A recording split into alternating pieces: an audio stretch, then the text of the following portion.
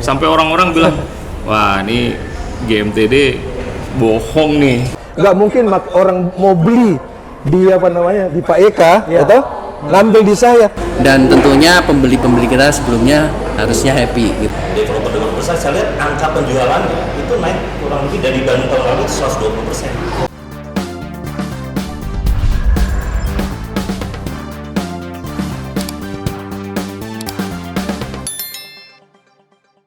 Pemirsa, sektor properti merupakan salah satu instrumen investasi yang paling menguntungkan dari beberapa instrumen investasi di saat ini. Salah satu daya tariknya adalah selain harganya yang terus mengalami kenaikan, investasi di sektor properti juga dinilai lebih aman. Nah, bagaimana ulasan potensi-potensi di sektor ini? Mari kita ulas dalam program Economic Talk. Di tengah-tengah kita telah hadir beberapa pembicara. Saya sebutkan dari Associate Director Goa Makassar Tourism Development, Bapak Eka Firman Hermawan. Kemudian dari Bank Mandiri, Bapak Nopiandika Sukanto, Vice President Bank Mandiri Regional 10 Sulawesi Maluku. Kemudian dari BS Alen, Sales and Marketing Manager BS Alen, Agus Rizal Andi Yusuf. Terus dari Parangloe, PT Parangloe Indah FKS Lain Makassar. Ya, saya terlebih dahulu ke Pak Eka. Pak Eka, seperti apa potensi investasi properti di Makassar saat ini? Potensi tahun ini dan beberapa tahun ke depan. Kalau berbicara properti, mungkin di setiap tempat hampir sama ya. Namanya kita belanja properti itu bisa saya katakan tidak ada ruginya. Mau di belahan dunia sebelah mana, kalau kita beli properti rumah pasti harganya naik. Mau beli di FKS, di mana-mana pun gitu, di GMTD pasti properti adalah istilahnya sektor yang saya katakan paling aman. Tinggal ke depannya apa yang bisa diberikan oleh developer tersebut kepada customernya yang membeli produk-produk kita ya. Jadi makanya tadi saya bilang kami ini pioneering. Kebetulan Bapak juga pernah di GMTD. Saya baru join di GMTD baru 3 tahun walaupun saya orang sini. Jadi orang banyak bilang saya ini barang baru stok lama. Ya jadi kalau kita alhamdulillah GMTD masa pandemi ini kita mendapatkan banyak berkah sebetulnya, walaupun di keprihatinan yang terjadi di kalangan kita, tapi alhamdulillah sektor properti ini mungkin dirasakan teman-teman yang lain juga. Sektor properti ini tidak terlalu terpengaruh dengan pandemi. Bahkan income kita tahun 2019 dibandingkan dengan 2020 kita naik 2 kali lipat, Pak, daripada tahun 2019. Di awal tahun 2019 itu kan pandemi baru terjadi bulan April. Kami direksi dipanggil semua oleh owner, oleh komisaris. Target kita diturunkan, Pak. Target diturunkan 40 sampai 50%. Jadi dia juga tidak mau membebani kita karena memang kondisinya waktu itu masih kaget kita semua. Kita belum tahu apa yang terjadi. Jadi diturunkan. Cuman saya ketika itu tidak percaya karena kita dulu di Makassar ini pernah merasakan krisis moneter. Betul. Tapi memang berbeda. Tapi yang terjadi ketika kita kritis kita meledak. Nah, di tengah-tengah keraguan kita merubah pasar. Yang tadinya kita semua lini kita masuk mulai atas, menengah, bawah, tapi kita coba untuk masuk menengah ke bawah. Akhirnya kita buka salah satu klaster namanya Bovardia, itu di kelas 400 sampai 300. Surprisingly itu kita pasarkan 2 bulan, kita launching sold out, Pak. 100. Sold out, ya. Sampai orang-orang bilang, wah ini GMTD bohong nih. Dia bilang gitu. Yang mana kita tidak mungkin melakukan, sebagai perusahaan TBK tidak mungkin untuk melakukan pembohongan publik.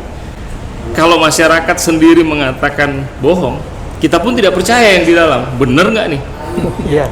Sampai kita rapat BOC sama owner juga kaget, benar nggak ini? Kita lihat ya ini kenyataannya seperti ini. Ya, oke. Baik. Kita ke Pak Agus. Pak Agus, properti kan salah satu instrumen investasi yang paling menguntungkan. Kira-kira dari kawasan yang Bapak kembangkan, apa yang menjadi daya tarik Pak, sehingga orang bisa tertarik untuk melakukan investasi? Ya. Silakan Pak. Pertama-tama saya mau menyampaikan bahwa Makassar, kita bicara Makassar secara luas.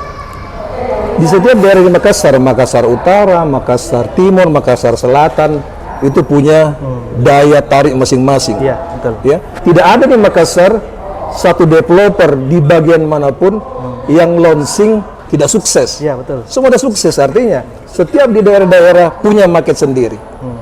Base Allen di Tasning sama di BTP punya market sendiri. Iya. Itu di daerah utara, ya, daerah timur.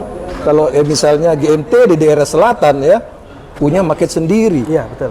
Dan juga di Talasa City juga marketnya beda sendiri gitu. Iya. Jadi kalau kita jualan di Makassar, tempat properti di Makassar aman-aman saja karena semua punya market. Nggak mungkin orang mau beli di di Pak Eka atau ngambil di saya. Soalnya kebutuhannya di sana dia tinggal, bukan di sini. Ngapain dia mau ambil rumah di tempat saya ya? Iya.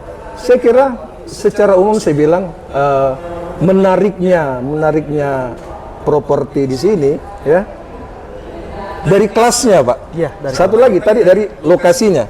Sekarang dari kelasnya. Kelasnya. Coba kita kali kelas dari mid low. Coba lihat mid low di Makassar. Kita lihat harga yang paling banyak diserap market sekarang rumah harga 300-400. Itu paling kita lihat sekarang. Kemudian naik ke atas kelas kelas mid high. Mid high harga 700-800 juga dimakan oleh pasar. Ya, kemudian di atas naik high end yang rumah premium semuanya.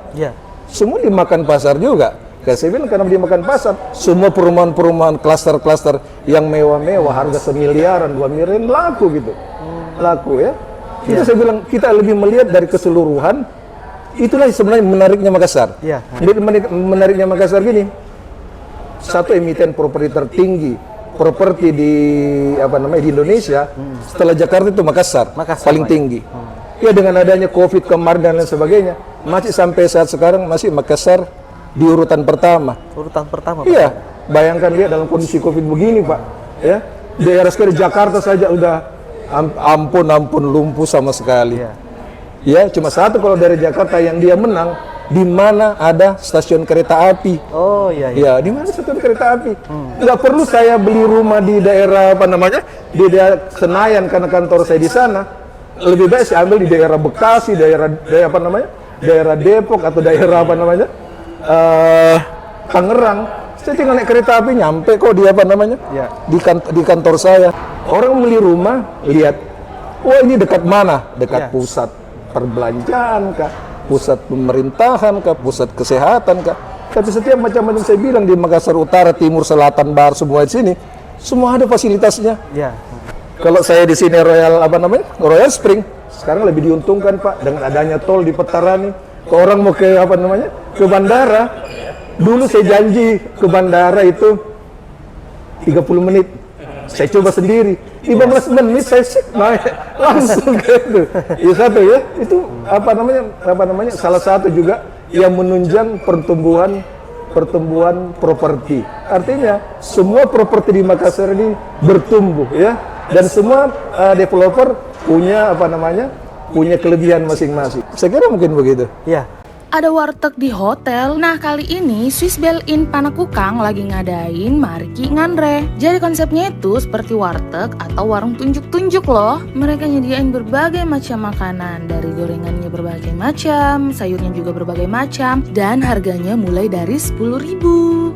Oh iya, beberapa makanan di sini tuh belum mateng. Jadi kalian pilih dulu makanannya, nanti kalian bawa ke chefnya, lalu chefnya yang bakal masakin makanan kalian. Jadi makanan yang sampai ke kalian itu masih panas gitu loh. Kalau bahas favorit Mimin tuh ikan dan sambal ijonya. Kalian wajib cobain sih, itu enak banget. Kalau kalian pengen nyobain juga, kalian bisa ke Swiss Bell Inn Panakukang Makassar setiap hari Senin sampai Jumat. Buka mulai dari jam 12 siang sampai jam 8 malam. Jadi kalian bisa lunch atau dinner di sana. Nah, makanan-makanan yang di sini tuh cocok banget buat kalian yang perantauan gitu. Jadi kalau kalian kangen masakan rumah, langsung aja cus ke Swiss Bell Inn Panakukang Makassar. Sekarang saya ke Pak Lukas. Thalassa City sekarang kan menjadi kawasan kota mandiri, menjadi kota terpadu, pengembangannya terus dilakukan. Kira-kira perencanaan kedepannya seperti apa, Pak? Kalau untuk perencanaan kedepannya, tentunya kita terus menghadirkan beberapa fasilitas kota yang belum ada di Makassar atau bahkan di Indonesia Timur. Ya, seperti yang kita ketahui, beberapa strategic partner itu sudah join di kita, seperti Mitra 10 dan Atria itu terbesar di Indonesia Timur. Lalu S Hardware dia juga akan bikin satu konsep yang berbeda dibandingkan yang sudah ada di Makassar. Kalau kita lihat di Makassar kan sudah ada banyak lah living plaza gitu ya. Nah, ini rencananya dia di Thalassa City akan bikin konsep yang lebih besar. Lalu ada Universitas Binus dan Singapore Intercultural School. Jadi beberapa fasilitas ini kita terus hadirkanlah di kawasan Thalassa City supaya pembeli-pembeli kita nantinya, kalau kita melihat karakteristik pembeli nih ya Pak, itu kan ada dua. Kalau kita coba lihat lebih dalam lagi mengenai kebutuhan akan tinggal dan kebutuhan akan berinvestasi. Jadi ada dua tipe, end user atau investor. Nah, di kawasan Thalassa City ini sebenarnya pembeli itu bisa mendapatkan keduanya, karena selain dia mendapatkan kebutuhan pokoknya yaitu memiliki properti, rumah, ruko dan lain-lain, tetapi kedepannya dia juga akan mendapatkan capital gain. Nah, capital gain ini didapatkan dari tadi beberapa strategic partner yang join di kawasan Thalassa City, nantinya akan dikembangkan dan terus ada lagi gitu. Nah, itu yang membuat kawasan ini ya punya potensi, punya opportunity untuk terus berkembang, dan tentunya pembeli-pembeli kita sebelumnya harusnya happy gitu, karena selain dapat tinggal, dia juga sekaligus bisa berinvestasi di kawasan ini, seperti itu. Ya, baik, saya ke Pak Diki, Bank Mandiri. Ya, dari beberapa potensi yang dijelaskan beberapa pengembang, dari perbankan sendiri Pak, seperti apa melihat potensi tahun ini dan tahun depan untuk di sektor properti? Ya, thank you bro, panggilnya bro aja ya. Iya. Walaupun tampang kolonial tapi ya kita berjiwa milenial ya. Oke, jadi kalau bicara properti kita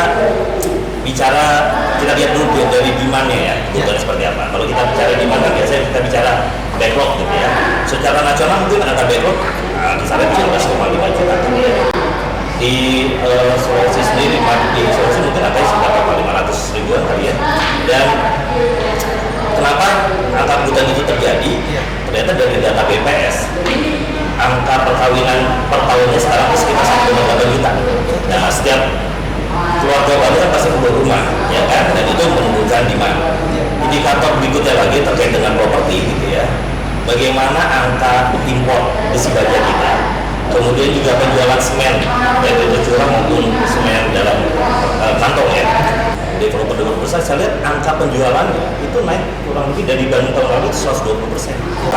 Nah, memang untuk rutan, ruko ada sedikit koreksi lah ya, karena memang kebutuhannya mungkin di sana. Tapi untuk rumah tinggal itu masih menarik gitu ya. Harusnya sih optimis di 2020 ini kita bisa tumbuh mungkin di kisaran 6,3%. Kita lihat sejenak.